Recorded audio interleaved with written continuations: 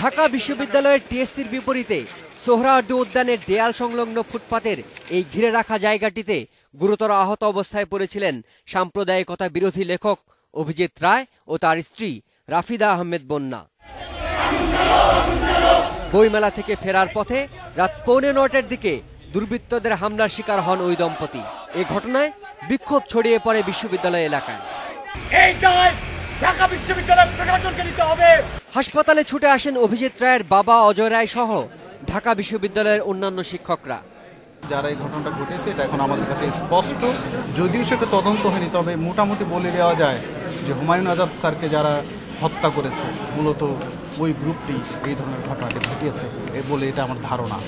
বিশ্ববিদ্যালয় এলাকা ও বইমেলার এত নিরাপত্তার মাঝে আইন শৃঙ্খলা রক্ষাকারী বাহিনীর সদস্যদের চোখ এড়িয়ে কেমন করে এ নৃশংস ঘটনা ঘটতে পারে জবাবে রমনা জোনের সহকারী কমিশনার জানালেন, ঘটনাটি পূর্ব পরিকল্পিত।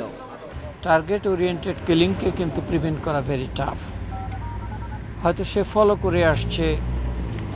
করে এসে তাকে নিরাপদ যে জায়গায় অপারেশন করলে সে ইজি এসকেপ করে চলে যেতে পারে, এরকম জায়গায় সে কিন্তু আঘাত করেছে।